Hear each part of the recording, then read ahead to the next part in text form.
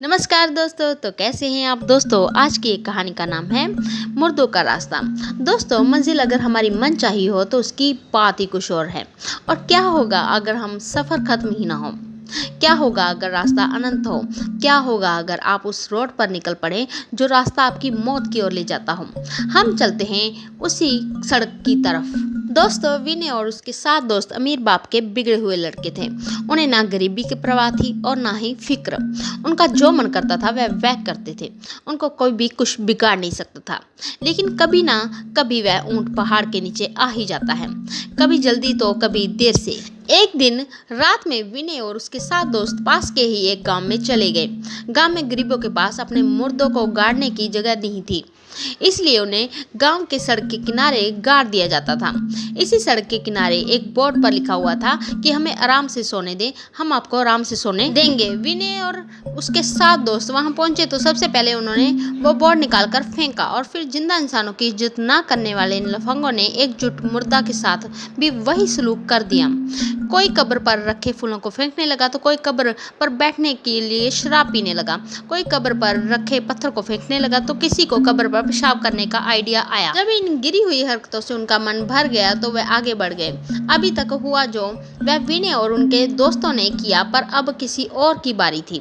सारे दोस्त उसी रास्ते पर आगे बढ़ते जा रहे थे। तभी उनमें से एक को महसूस हुआ कि बहुत देर हो गई है पर आगे कुछ नहीं आ रहा है और उन्हें ये लग रहा है कि वो उसी जगह पर गोल गोल घूम रहे हैं और वो कब्र उनके बार बार सामने आ रही है। तभी उनमें से एक बोला, दोस्त यार विनय, तुझे ये नहीं लगता कि हम यहाँ से पहले भी गुजर चुके हैं। विनय, क्या बकवास है, लगता है तुम्हें चढ़ गई है। 2-3 घंटे और चलने के बाद दोस्त की नज़र उसकी घड़ी पर जाती है। उसकी घड़ी पर 7 बज रहे हैं। ये शाम के 7 बजे तो नहीं हो सकते, मतलब सुबह के 7 बज रहे हैं। और अब तो सब बात इसको समझ गए थे कि ना तो रोड ख़त्म हो रहा है और ना यहाँ पर रात ख़त्म हो रही है। तो वो रास्ते पर थके हारे चल रहे थे। तभी उनके सामने एक चुड़ैल आकर खड़ी हो गई। उसके बालों से पूरा मुंह छुपा हुआ था, केवल उसकी एक लाल आंख नजर आ रही थी। इससे पहले वो डर के मारे भागते, वो चुड़ैल बोली, चुड़ैल, हमने कहा था ना कि हमें सोने दो, कहा था ना हमने। तो ये कहते हुए उसने अपने हाथ में पकड़ा हुआ भाला उन लड़कों की तरफ फेंका और उनमें से एक के सीने पे जाकर लगा और उनमें से एक की मौत हो गई।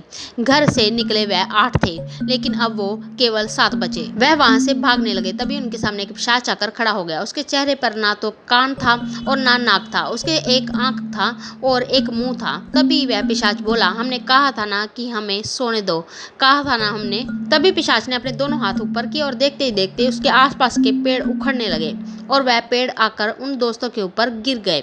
इन सब से वह बीच का 3 और दोस्तों की वहां पर मौत हो गई थी और अब उनमें से केवल 4 बचे हुए थे। चारों दोस्त तुरंत वहां से भागने लगे। सब लोग थके हुए थे और पीने के लिए पानी भी नहीं था और रात खत्म होने का नाम ही नहीं ले रही थी और ना ही वह रास्ता खत्म होने का वहां पर नाम ले रहा था। तभी दोस्त विनय, हमने इन्हें सोते हुए जगाकर परेशान करके अच्छा नहीं किया। ये हमसे अब इस बात का बदला ले रहे हैं। विनय, हाँ, इतना तो हर कोई बेवकूफ़ समझ जाएगा कि ये लोग हमारे से ऐसा क्यों कर रहे हैं। कोई सोल्यूशन है तो बताओ, नहीं तो मुंह खोलकर अपनी ऑक्सीजन को वेस्ट मत करो प्लीज। इतने में उन्होंने देखा कि रोड पर एक गड्ढा बना हुआ है और उनमें से एक दोस्त गड्ढे में गिर गया।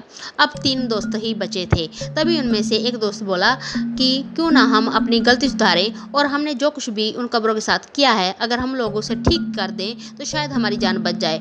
विनय, बिल्कुल ठीक है, तो चलो। ये कहकर वह तीनों वापस उसी कब्र पर की तरफ चल पड़े।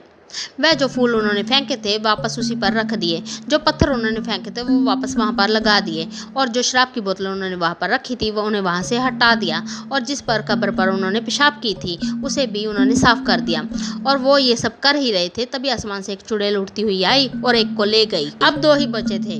दोस्त, अब हम क्या करें। विनय, हमने जो कुछ भी सब कुछ सुधार दिया है, तब भी ये कुछ फर्क नहीं पड़ रहा है। विनय, रुको, तुम्हें याद है सबसे पहले हमने बोर्ड को निकाल कर फेंका था। दोस्त, हाँ, बिल्कुल ठीक कह रहे हो, आओ उसे ठीक करके वापस लगा दिया जाए। ये कहकर दोनों वापस बोर्ड को वापस लगाने लगे। तभी उनके सामने चुड़ैल और पिशाच आ गए और उनकी तरफ बढ़ने लगे। ये देखकर वह दोनों तेजी से बोर्ड को पुरानी जगह पर गाड़ने लगे। इसके साथ वह पहले ही चुड़ैल और पिशाच उसके सामने पहुंचते उन्होंने बोर्ड को पुरानी जगह पर अच्छे से लगा दिया और देखते ही देखते चुड़ैल और पिशाच भी वहां से गायब हो गए और अब धीरे धीरे आसमान से अंधेरा जाने लगा और सुबह हो गई। बचे हुए दोनों दोस्त अपनी गाड़ी में बैठकर वहां से भाग गए।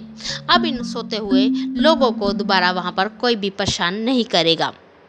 तो दोस्तों, कैसी लगी आज की ये हॉरर स्टोरी?